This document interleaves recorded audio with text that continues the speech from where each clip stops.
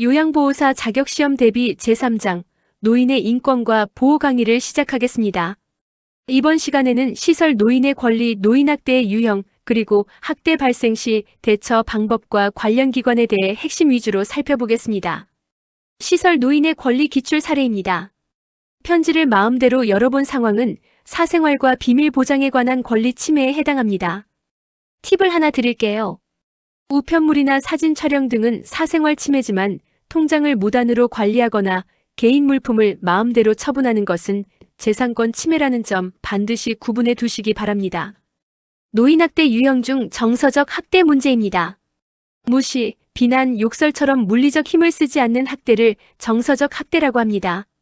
종교 활동을 강요하거나 의사결정에서 소외시키는 것도 포함됩니다. 신체적 학대나 경제적 학대와 헷갈리지 않도록 주의하세요. 매트리스 문제로 인한 권리 침해 사례입니다. 시설의 편의만을 강조하며 환경 개선 요구를 묵살하는 것은 안락하고 안전한 생활 환경을 제공받을 권리 침해입니다. 대상자의 환경적 권리는 침구, 환기, 소음 관리 등을 모두 포함한다는 점을 기억하세요. 신체적 학대에 관한 문제입니다. 단순히 때리는 것만 신체적 학대가 아닙니다. 물건을 파손해 공포를 조장하거나 시설 내에서 외출을 통제하는 것, 약물 투여를 방해하는 행위 모두 신체적 학대로 분류됩니다. 시설 대상자를 휠체어에 끈으로 묶는 행위는 신체 구속을 받지 않을 권리 침해입니다. 배회는 억압의 대상이 아니라 보호와 관찰의 대상임을 명심하세요. 신체 구속은 대상자나 타인의 생명에 위협이 되는 아주 긴급한 상황에서 의사의 지시와 가족의 동의가 있을 때만 예외적으로 허용됩니다. 방임과 유기의 구분입니다. 안경을 맞춰주지 않거나 보청기 고장을 방치하는 것은 방임입니다. 부양 의무가 있는 사람이 필요한 조치를 취하지 않는 것이죠. 반면 유기는 아예 시설에 맡기고 연락을 끊거나 낯선 곳에 버리는 행위를 말합니다.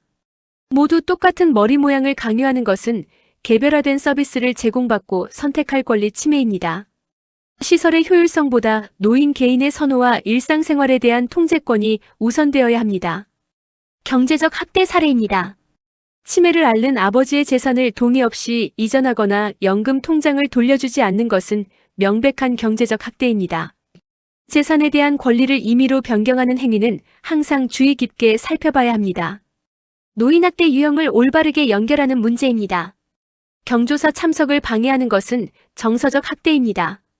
노인을 소외시키고 고립시키는 행위 자체가 마음에 깊은 상처를 주는 행위이기 때문입니다. 노인학대 신고는 어디로 해야 할까요? 바로 노인보호 전문기관입니다. 번호는 1577-1389 혹은 경찰 112입니다. 요양보호사는 법적 신고 의무자라는 사실 절대 잊지 마세요.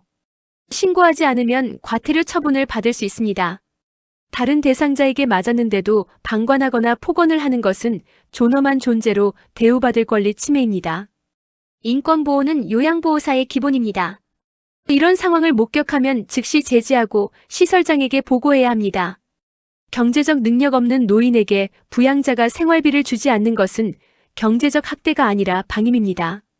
경제적 학대는 이미 있는 돈을 빼앗는 행위이고 방임은 필요한 지원을 하지 않는 것임을 구분해주세요. 치매 노인을 시설에 입소시킨 뒤 연락을 끊고 주소를 바꾸는 행위는 유기입니다. 노인의 생존을 포기하고 보호 의무를 저버리는 행위이므로 가장 엄중하게 다뤄집니다. 신체에 타박상이 있다면 의심만으로도 신고해야 합니다.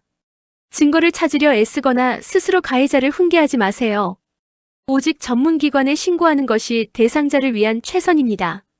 제3장의 핵심 키워드 4가지입니다. 시설 노인의 권리, 학대 유발 요인, 학대 유형, 그리고 신고 기관입니다. 이 4가지만 확실히 정리해도 인권 보호 파트는 마스터할 수 있습니다. 휴대전화 사용 제한이나 통화 내용을 엿듣는 것은 사생활과 비밀 보장에 관한 권리 침해입니다. 노인도 시설 내에서 개인 생활을 존중받아야 합니다. 노인학대의 가족적 요인으로는 부양자의 스트레스와 경제적 부담이 큽니다. 장기간 돌봄이 이어지면서 발생하는 심리적, 물리적 한계가 학대로 이어질 수 있습니다. 물건을 파손하며 위협하거나 출입을 막는 통제 행위는 모두 신체적 학대입니다. 물리적 폭력뿐만 아니라 정신적 공포를 유발하는 행위도 포함된다는 점을 잊지 마세요. 신고기관 다시 강조합니다. 1577-1389 노인보호전문기관입니다. 요양보호사로서의 직무상 의무를 반드시 이행하십시오.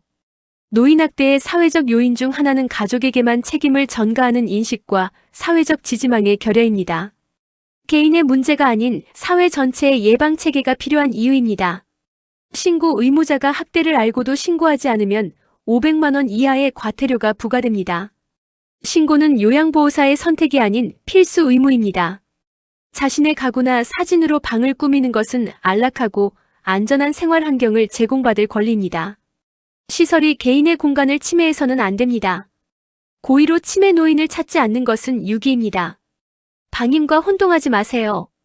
방임은 방치하여 상태가 나빠지는 것이고 유기는 아예 버리는 행위입니다. 불편한 매트리스를 강요하는 것은 안락한 환경을 제공받을 권리 침해입니다.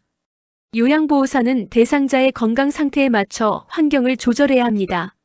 학대 예방 교육과 신고 접수, 그리고 피해자 상담을 전담하는 기관은 노인보호전문기관입니다. 이들의 역할을 정확히 숙지하시기 바랍니다. 지금까지 제3장을 살펴보았습니다. 요양보호사에게 노인 인권보호는 무엇보다 중요한 윤리입니다. 오늘 정리한 핵심 키워드와 신고 번호를 다시 한번 복습하시고 모두 좋은 결과 있으시길 바랍니다. 수고하셨습니다.